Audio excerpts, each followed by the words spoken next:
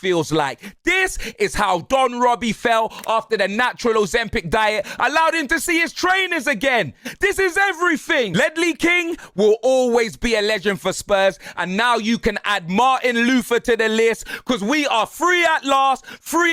Oh God almighty. We Tottenham with immediate effect like Heady won when he signed to Columbia Records, blood. 24 years. I was in primary school when that boiled egg in the suit arrived. And in that time, the man's created one of the biggest businesses in the world. New stadium, world-class training facilities. The man's renovated everything except our trophy cabinet. The tourists don't even know Tottenham Hotspurs or football stadium. When you ask them about Tottenham, they talk about Kendrick, SZA, Beyonce. Our stadium's been a dance floor for all of those events. And it's been a dance floor for the football too under Levy. We needed change. The man renovated the whole of Tottenham. He was out there making life better for Skepta, Wretch 32, OFB and them, man. But when it comes to what was happening on the pitch, you may as well have called him Levy Wonder. He didn't see anything. All I hear are Spurs are one of the richest clubs in the world. Then the transfer window opens and Klarna, Universal Credit, layaway fam. I'm sick of it. I'm a football fan. I celebrate what's happening on the pitch. How can I celebrate business turnovers when we're getting turned over on the pitch? And before last season, we didn't even come close to winning anything. I was on a 17-year sentence, fam. And I ain't got a criminal record. We've had players arrive, leave, go and win something. We've had world-class managers arrive, leave, go and win something elsewhere. And the one common denominator was Dr. Evil, fam. The man's so tight, he WWE, fam. Every season, I've had more broken dreams than Drew McIntyre, fam.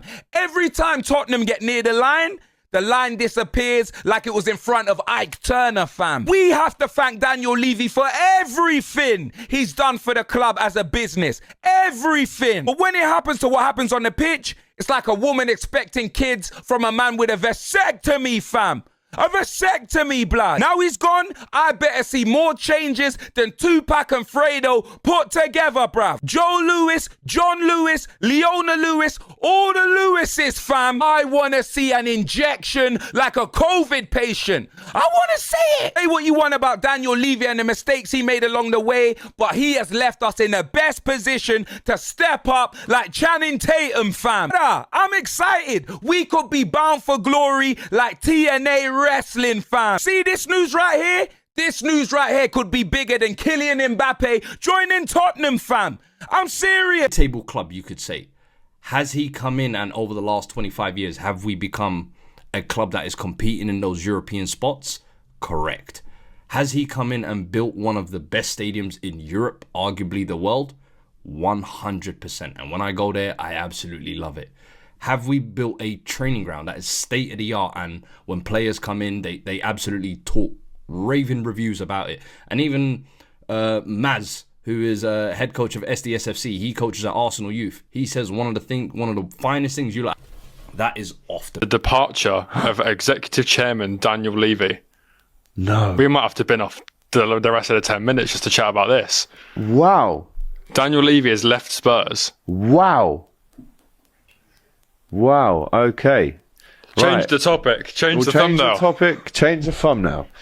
Breaking news on DR Sports. Coming to us live just in from Fabrizio Romano. The breaking news is Tottenham announces the departure of executive chairman Daniel Levy. React to that, Jack. Well, of all the things I thought would happen tonight, it probably wouldn't be that. After 25 years... I'm trying to read the statement and figure out whether he's left of his own accord. He's done his own statement. Can you read it to us? I can. I'm incredibly proud of the work I've done together with the executive team and all of our employees. We've built this club into a global heavyweight competing at the highest level. More than that, we've built a community. I was lucky enough to work with some of the greatest people in this sport, from the team at Lily Whitehouse and Hotspur Bay to all the players and managers over the years. Ladies and gents, I have just read the biggest piece of football news around Tottenham Hotspur in my lifetime. Daniel Levy has officially stepped down. I'm actually lost for words. We just won the Europa League, which was the best day of my life in terms of football terms, being in that stadium, watching Tottenham beat Manchester United, lifting European silverware. We bring in Thomas Frank, who for me has got all the credentials to be a very, very, very successful manager at this football club. And the cherry on top of the icing on the cake is Daniel Levy has just stepped down. Now, what does that mean? Who's running things? Does that change anything to do with the ownership of the football club and who is going to be running all of the footballing decisions at this football club? We are going to break it down. Make sure you go down, drop a like on the video if you haven't already, and let me know your thoughts. I am absolutely astonished. The last international break at the end of last season, we had the big news about Coot, the referee. And now we've just seen this. It's absolutely insane. Make sure you go down, hit that subscribe button as well. We're closing in on 78,000 subscribers, which is just absolutely insane to me. It really, really is. But Fabrizio Romano has tweeted out the news coming out from Tottenham Hotspur Football Club. And it says, breaking, Tottenham announce departure of executive chairman. Yeah. Daniel Levy is gone.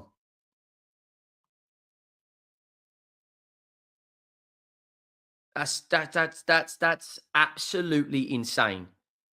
Let's actually look at the club's statement around this, because this is huge. For the potential of this football club, it's absolutely massive.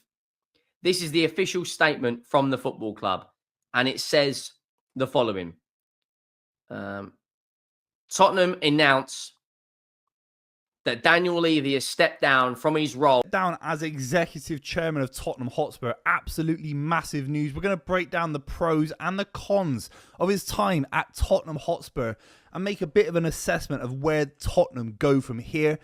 Make sure you subscribe, leave your comments down below. We have to say, Daniel Levy, whatever you say about him, he is a long, loyal servant of Tottenham Hotspur. He's the longest serving director in all of the Premier League. A quarter of a century since the turn of the millennium, buying the club off of Alan Sugar all those years ago. And whatever you say about Daniel Levy, if you can stay at a club like Tottenham Hotspur and you look at some of the revenue they've generated throughout the years, some of the big players that they've had, some okay success here and there on a sporting level, maybe not enough for Spurs fans, and then you say he's been there for 25 years, is on some level a staggering achievement, particularly when you see the comings and goings of big money, the likes of Sheikh Mansour at Manchester City, the likes of Roman Abramovich at Chelsea. It's very, very interesting how Daniel Levy fits into this kind of way of looking at the Premier League in the last 25 years. He came out and released a statement saying that we've built this club into a global heavyweight competing at the highest level. More than that, we've built a community. And my overview has to be that Daniel Levy is an exceptional business person, and he has turned and rich history. Obviously, the last time they won the league was in 1961, but a big football club, one that you did respect on some level.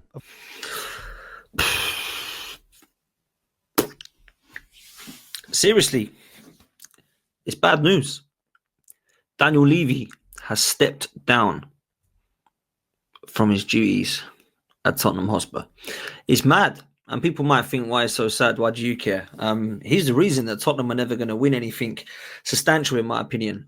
He's the reason that Tottenham Hotspur have been held back for so long. He's the reason that Tottenham Hotspur have lacked the ambition to go one further. Now, when I heard the news, I actually thought it was a bit of a joke, because I never saw Levy leaving. I never saw Levy stepping down. I didn't see him getting sacked. I didn't see him moving on from Spurs. I thought that he was quite happy in his role, getting Tottenham Beyonce concerts, Anthony Joshua fights, Formula One go-karting, NFL. As far as Tottenham Hotspur were concerned, they were a tourist attraction, and that was Daniel Levy. And it looked like he was happy with that. It looked like he was happy with Champions League money. It looked like he was happy to do what he could to bring money in elsewhere. But when it comes to footballing reasons, I didn't think that he was the guy for Spurs whatsoever, which was why I was happy he was there. I didn't want him leaving. Spurs fans are so happy, man. And do you know why? I get it. I get why. If I was a Tottenham Hotspur fan, and I shudder when I say that, and I feel a little bit sick in my mouth when I say it, but if I was, I'll be absolutely loving this news. This is the news every Tottenham Hotspur fan wants to hear today. Daniel Levy's gone. Let's start by saying, as a football fan, taking my Arsenal hat off, and I think those taking their Spurs hats off would appreciate that there has been some positives with his time at the club. Right, they got to a Champions League final whilst he was chairman. They moved to a beautiful stadium whilst he was chairman. I've never seen Tottenham Hotspur in a title race, but they were in one in 2016 with Leicester because of Daniel Levy. They were, of course, successful. I don't call it successful, but played some nice football under Pochettino, under Daniel Levy. So Spurs can say thanks for the stadium, thanks for putting us in a title race, thanks for that Champions League final, and thanks for the good football under Poch. But they've also got a hell of a lot of negatives about it when it comes to transfers, when it comes to money spent, when it comes to how the club's run, when it comes to appointments of managers, when it comes to lack of planning, when it comes to lack of process or phases, as people like to call it now, when it comes to a lack of know-how and understand. But for me, when it comes to a lack of ambition, I never see Tottenham as an ambitious club. I always see them as a club that wants to be a part of the gang, but have never quite had the tools to do it. They've never quite had the ID to get into the rave. They've never really had the kind of tools to believe that they could be there and stay there. They've had glimpses of being there. And I always say with Tottenham Hotspur, it's like your nephew that wants his first sip of Guinness. Once he has that sip of Guinness, he goes and sticks it up in the toilet. That's what Tottenham are, right? Tottenham are like your little nephew that just wants to be an adult for a day. And when they go and make it and they're that adult, it comes crashing down. That's what Tottenham Hotspur have been under Daniel Levy. They've been seen as bottlers. And as far as Arsenal were concerned, yeah, for the last few years, I think we've been bottlers ourselves. But Tottenham Hotspur were always the gift that keep on giving. They were always seen as the team that were in the big six that never won anything. They were always seen as the team that deserved to be in the big six. They were laughed at when it was a European Super League that they were trying to get in alongside the likes of the European elite.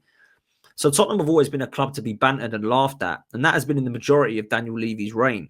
Now, I understand and appreciate that there's some good things that has been done by Spurs. And there has been moments in the last decade where I've looked at Tottenham differently to when I was growing up. When I was growing up in the 90s, Tottenham were coming 13th, 14th, 15th under Glenn Hoddle and David Pleat. They were seen under Jerry Francis as a laughing stock. There was players that were probably glimpses of Klinsmann and Sheringham that were decent, David Ginola. But other than that, I'm starting to struggle, if I'm honest with you. You can go a little bit further to Gary Mabbott, but then you're starting to struggle after that towards the late 90s and 2000s. They obviously were successful in 91. We all know what happened there as an Arsenal fan. They were successful in 96 or 7 under George Graham, believe it or not, who won them their other trophy. And then it took till 2008 to one day Ramos. And then, of course, another 16, 17 years until they were successful under Ange last season in the Europa League. So Daniel Levy can be a part of Spurs over the last couple of decades that he's been there and say that he's won a couple of trophies. He's been able to compete in the Champions League. He's been able to take Spurs to games against Real Madrid and Manchester City where they've been successful in the Champions League. But I've got to be honest, I can't give him that much praise because I think this is good news that he's going. I think it's bad news for us. Now, I'm not saying it's bad news because Tottenham now might compete and now might go and do trebles and doubles. That would be over the top, right? I think it would be crazy to suggest that. What they might do, though, is bring somebody in who's got some ambition, bring somebody in that's got some know-how, bring somebody in that's got investment, bring somebody who's got ambition to want to take Tottenham Hotspur to the top. I've always said that Spurs have got all the gear but no idea. And Daniel Levy's a massive part of that alongside Enoch, Joe Lewis, etc. I don't feel like we know who was the next